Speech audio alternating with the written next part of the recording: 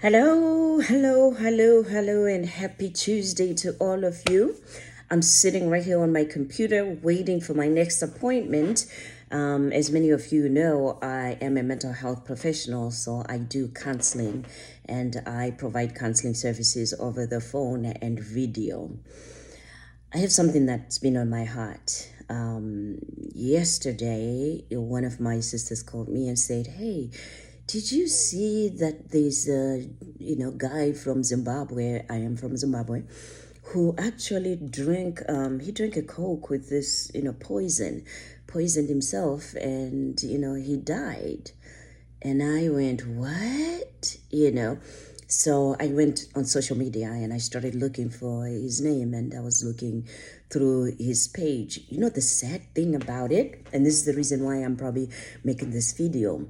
When I looked at his Facebook page, especially that's where I browsed through, and I was there for hours last night on his Facebook, page, and I was just browsing to see his posts.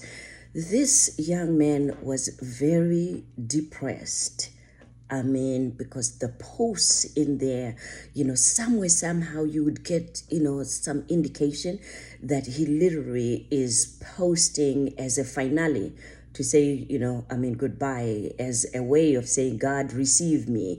They were in messages there in between. And I was also looking at, when his mother passed away, I saw a few posts that, he had been posting about his mom. But when you look at him, GQ guy, good looking, handsome, and everything. The reason why I wanted to do this morning is because social media has become a platform, unfortunately, that a lot of people are airing things that when I grew up in Zimbabwe, they would say, "What happens in the house stays in the house. What happens in your heart stays in your heart." And you couldn't talk to people. You couldn't say outside what was bothering you. And that was the generation and that was the culture. And then we got to learn that there is something called mental health. And mental health, can affect all of us and does affect all of us in different aspects. So depression is something that we didn't talk about, didn't know. We just thought it was just a sadness that was there. But there's a certain sadness that becomes so deeply ingrained to the fact that it is a brain imbalance, chemical imbalance that happens with depression. So it goes beyond, "Oh, he should have known better. She should have known better. Oh, she should have talked to someone and she should have done this here." It's almost like when you are in that state of mindset without the right information and the right support, it's very difficult to even pinpoint what is going on with you, but something is not right and I'm not myself.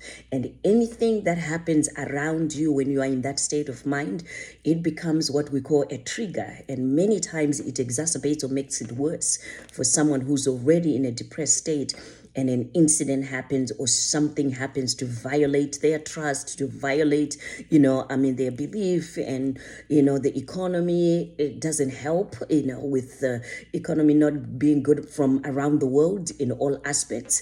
COVID-19 coming and disrupting the way that people lived and the people, how they did business. Things have changed. Things have changed. And I don't think we've talked a lot about how that's impacting a lot of people. So people are still struggling and suffering in silence. So social media has become a place where people are indirectly or directly posting and talking about what is happening with them and what is going on with them. So my call and reach out is, let us not just like a post. Let us not just, cheer up, people and incite them to do more without looking and listening to what they are saying. And I'm not saying everyone is a mental health professional and everyone is going to be an expert in this. I'm just saying sometimes even for us experts, if because I didn't know him, and if I had seen that post and I had reached out to him, of course he would have shut me down because you don't know me from Jack.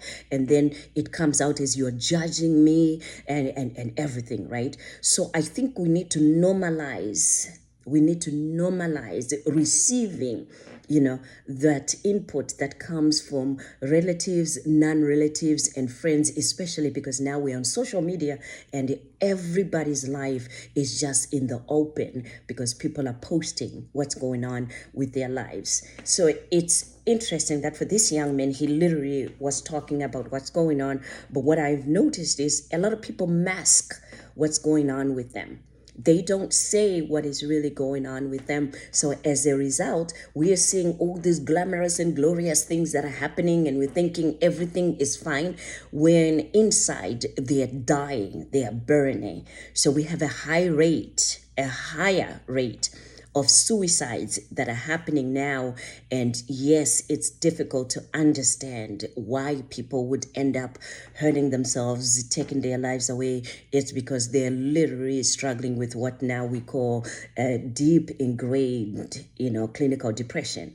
And when it becomes clinical depression, it's so severe that it does need medical intervention as well as mental health intervention. And I know, I totally understand not everyone is going to have the access to the mental and medical intervention, but trust me, many a time just the talk therapy and just talking to friends and talking to trusted, pastors or trusted people, does help for some people. And for some, when it becomes so severe and it's severe depression, then the medication also will be helpful to help them, with the chemical imbalance, and help them to at least control their emotions and be in a state of mind that now they can talk and now they can act and now they can change the way that they are living.